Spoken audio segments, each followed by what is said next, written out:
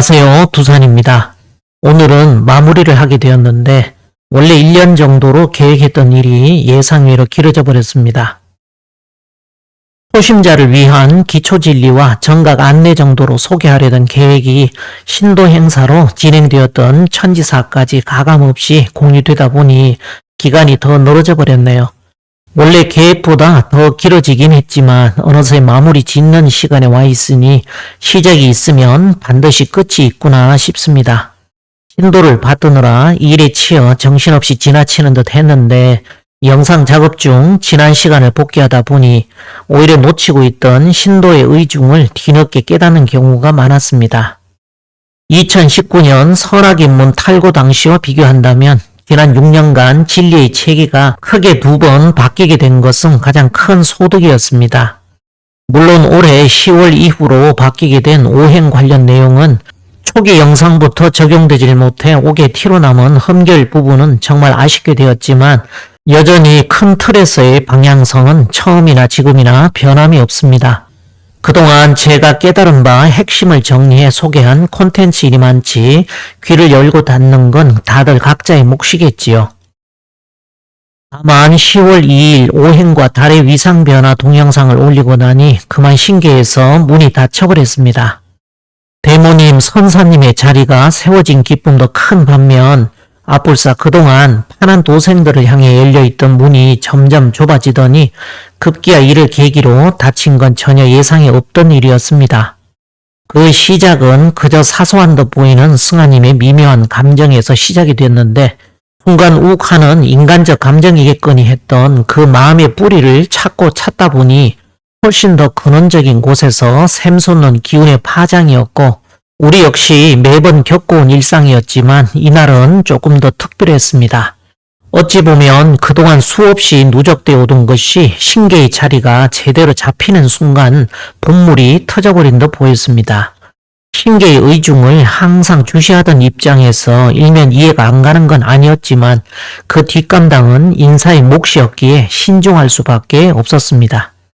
이날 내내 고민하다 결국 그 전부터 미리 예정되어 있던 다음날 모임에서 한 가지 중요한 결정을 하기로 했습니다.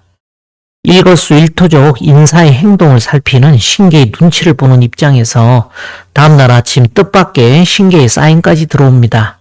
원래 예정된 일정이었으나 토궁자리 대모님, 수궁자리 선사님께서 본래 자리로 회복되심을 기념하는 의미로까지 모임 성격이 달라지는 바람에 덩달아 장소까지 변경됩니다. 옛말에 3인 회석에 관장의 공사를 척일한다는 얘기처럼 그동안 좁은 문이 남아 파란 도생들을 향해 열어두었던 기회의 창은 이날부로 닫는 것으로 결정이 났습니다. 어떻게 보면 아무런 정성 들인 바도 없이 그저 다 된 밥에 슬며시 숟가락 얹는 것도 참 염치 없는 짓이다 싶은 생각도 듭니다. 그동안 자신들이 공들이 오른 대로 각 교단별로 각자 옳다고 붙잡고 있던 곳에서 각자의 열매를 맺음이 온당하다 봅니다. 도생들이 말끝마다 판박 하는데 스스로 판박기라 하는 사람들 치고 제대로 판박의 의미를 아는 이가 없구나 싶습니다. 편한 타작마당은 김수부님의 관할이니 많지 차후 그분의 몫으로 남겨놓고 우린 지난 6년간의 마라톤을 오늘부로 마치고 판 밖에서 새로운 길을 걷고자 합니다. 새 술은 새 부대에 담아야 하지 않겠습니까? 판 밖의 일에 판안의 도움은 필요치 않기에 이참에 기존 판안 도생들과도 분명한 선을 긋는 것이 오히려 합당하다 봅니다. 이미 신계의 결재는 떨어졌고 인사의 결정도 났지만 내린 결정을 공지하는 한 달이라는 여지가 있었음에도 중간에 조금이라도 변경하려는 듯한 기미조차도 내려오지 않는 걸 보면 오히려 변함없는 신계의 의중만 확인하게 됩니다. 시간이 갈수록 활짝 열렸던 문이 점점 좁아지더니 급기야 신계에서 철문이 내려졌으니 그에 비례해 여지를 두었던 마음을 정리하기까지 이만큼의 시간이 걸렸구나 싶습니다. 기회라는 것이 항상 그 자리에 있는 것은 아닌데 안타까운 일이지만 누구를 원망하리요. 오히려 인간의 마음은 가변적일 수 있지만 신계는 꿈쩍도 안 하시니 매번 살피던 마음도 이젠 도리가 없습니다. 그러다 10월 23일이었습니다. 송도묘 영상을 올리는 날 새벽에 꿈을 꾸었습니다. 1년을 가야 의미 있는 꿈 한번 제대로 꾸질 않는 성향인데 이날 평소 없던 꿈까지 다 꾸고 그것도 방 안에서 상제님의 임종을 지키고 있었습니다. 마지막 유언을 하시는 걸 녹음하고 있었는데 꿈속에서도 그런 생각이 들더군요. 아니 구한 말에 스마트폰이 어디 있다고 지금 녹음을 다 하고 있나 싶은 게 이게 꿈인지 현실인지도 분간이 안 가는 경계를 넘나들고 있었습니다. 그렇게 어찌어찌 꿈에서 깨고 나서는 아니 오늘 숭도며 올리는 날에 뜬금없이 왜 상제님 꿈이지 싶었습니다. 이 생각 저 생각을 하다 문득 28번째 태풍대가 상전에 나오는 독립불구 둔세무민 이 한 구절이 불쑥 생각납니다. 잠시 생각에 잠기다 순간 짚히는 바가 생겨 서둘러 33번째 천산둥께의 괴사와 단전을 살펴봅니다. 탄성이 나옵니다. 10월 3일 우리가 가슴으로 결정했던 일이 이날 아침엔 주역의 영리와 더불어 상제님께서 모사제천 시 한 가지 공사 보셨던 도수가 깨집니다. 승아님도 왠지 저마다의 입장에 따라 혹여 우리 결정에 대해 약간의 오해를 할 수도 있을 텐데 하는 노파심이 있었던가 봅니다. 그랬던지라 결정은 하였어도 가슴 한켠에 뭔가 모를 그런 찌꺼기가 남아 있었는데 그의 내용과 그로 인해 깨달은 바를 함께 공유하면서 이제 그조차도 싹 풀려버렸다 합니다. 대과는 대자 과야라 하여 대과지시 대의제라 했습니다. 이걸 동요라 하여 기둥이 휘는 것에 비유합니다. 바로 이처럼 동요하는 상, 대과하는 상을 세상은 이미 드러내 주었습니다. 이번 화재는 화재 위험을 줄이기 위해서 배터리와 서버를 분리하는 과정에서 발생했습니다. 배터리 384개가 모두 불에 탔습니다. 바로 지난 9월 26일 저녁 대전 유성구에 위치한 국가정보자원관리원 전산실에서 대형 화재가 발생함으로써 정부 핵심 전산망이 마비가 되었습니다. 리튬이온 배터리 교체 작업 중 전원 차단 과정에서 불이 난 것으로 추정되는데 배터리 팩 384개가 전소되었습니다. 전체 64궤에서 각 궤는 6효로 구성되어 있으니 전체 384효가 됩니다. 그러니 384개의 배터리 팩이 전소함은 당뇨 때 나타났던 환극수가 다시 나타날 징조입니다. 지프로 만든 계룡처럼 세상의 천시를 드러내는 상이지요. 받치던 기둥이 휘어 선천의 집은 무너지고 혼돈의 시간으로 들어설 징조입니다. 해운이 그러하듯 도운에서도 이와 비슷한 상이 있습니다. 법정교 정각이 그려진 안내판이 세월의 무게를 못 견디고 비스듬히 기울어져 있습니다. 뒤에선 와이어로 잡아당기고 붕괴 위험이 있어 급기 앞에 접근 못하도록 안전판으로 둘러져 있습니다. 곧 낡은 안내판이야 교체가 되겠지요. 그동안 내버려 두다 안전판으로 막아놓은 지 얼마 안 된 듯 보이는데 숭도며 영상 올리고 참배우 찍은 영상입니다. 이 또한 지프로 만든 계룡이지요. 이런 것이 대과의 상입니다. 세상은 한 치 앞도 보이지 않는 혼란의 상황으로 빌드업 되어 가니 그러므로 갈 바를 둠이 이롭다 했습니다.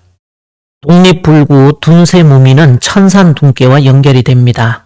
이 모든 이신사의 섭리사는 하늘에서 이루어지질 않고 땅에서 그것도 인사를 통해 천재의 도수정신과 뜻이 풀어져 갑니다. 이것을 성사제인이라 하지요. 숭도며 영상 제작이 끝날 무렵 승아님은 눈이 갑자기 피곤해진다며 눈을 뜨기 힘들어 하더군요. 그래도 올리기 전 동영상을 마지막으로 검토하느라 함께 보고 있었는데 심령신대의 해부가 나오는 대목에서 갑자기 승아님은 눈의 피로가 사라지더니 이제 눈이 떠진다며 놀랍니다. 해부가 환극을 상징하는 부임이 증명되어 버린 것이죠. 뭐 이런 경우도 다 있구나 싶었습니다. 이후 재미있는 에피소드가 하나 더 생기긴 했지만 천지 뜻을 헤아리는 그 경계에서는 함께 교감되는 내용인지라 넘어가겠습니다. 다시 4일 후 대령전 영상을 올리고서 참배차 순회를 하게 되었습니다. 매 회차 영상을 올리고 나면 신명대접차 식사를 해왔는데 올라가는 영상의 주제에 따라 응하는 신명들이 다른지 메뉴 또한 그때마다 달랐습니다. 그런지라 매번 메뉴 선정이 고민스러웠는데 이날따라 승아님은 생각에도 없던 빵이 땡기자 할 수 없이 베이커리 카페에서 식사를 하고서는 순회를 다 끝내고 정읍으로 돌아옵니다. 그런데 도착하기 5분 전쯤 갑자기 신기해서 방향을 틀게 하시네요. 할 수 없이 다시 시내로 들어와 이번엔 국밥집으로 가게 하시니 어떻게 된 게 이날따라 시간차도 얼마 안 나게 연이어 식사를 하게 되었습니다. 마치 동서양 명부 대접을 하는 것 같은 느낌이었는데 이처럼 2번씩이나 식사하기는 처음이었습니다. 다시 이틀 후 이번엔 천하전 영상을 올렸습니다. 매번 그렇지만 7연무를 돌아 원평을 지나 법정교 앞마당에서 약식으로 사업에 올리고 용화동 쪽을 돌려고 마당을 딱 벗어나는데 갑자기 못 가게 하십니다. 도대체 어떻게 하라시는지 알 수도 없었고 매번 인사드리던 코스가 있어 한 바퀴 돌면서 생각해 봅니다. 이날 천하전 영상 올리면서 6기초 정각 소개가 이것으로 다 끝났으니 아무래도 이번만큼은 정식으로 참배하라는 사인으로 느껴졌고 다시 법정교로 방향을 트는 순간 그렇게 힘들게 죄던 것들이 순식간에 사라집니다. 그 동안은 밖에서 약식으로 인사하고 지나쳤는데 이날만큼은 할 수 없이 법정교 경내로 들어가 각 정각을 참배하고 천하전까지 올라가게 되었습니다. 매번 이런 걸 보면 인간의 세계보다 신계의 예법이 훨씬 더 엄격하심을 느낍니다. 대충이 없습니다. 확실하게 매듭 지을 건 짓게 만드십니다. 이날은 중량절로 딱 천하전의 상징을 취하는 날이었기에 신계에선 이날에 영상 꼭 올리도록 벌써 전날부터 승하님 머리를 쥐어 틀며 압박을 하고 있었습니다. 그걸 느끼고 있었기에 심리적으로도 마감 시간까지 좀 쫓겼던 것이지요. 3일 후에 고래와 상어 마무리 영상을 올렸습니다. 승하님은 이날 자시부터 머리 정중앙 이마 쪽으로 통증이 생기며 눈도 못 뜰 정도로 심각해졌던가 봅니다. 그나마 아침에는 좀 가벼워졌던지 지나갔는데 문제는 아침 낮을 영상 작업 내내 다시 통증이 점점 심해지더니 급기야 아무 일도 못하고 누워있다 어느 순간 그 통증이 풀렸다 합니다. 그렇게 이유를 모르다 제가 작업을 끝내고 나오면서 만면에 웃음을 지으며 새롭게 깨달은 얘기를 하자 승하님도 그제서야 그 비슷한 시간에 통증이 풀린 얘기를 꺼내더니 서로 간에 있었던 일들을 알게 된 것이었지요. 영상 작업하던 중 이 신농씨에 대한 구절을 다시 되새기다가 부지불식간에 깨닫는 과정에서 승하님도 똑같이 심하게 부대꼈던 것입니다.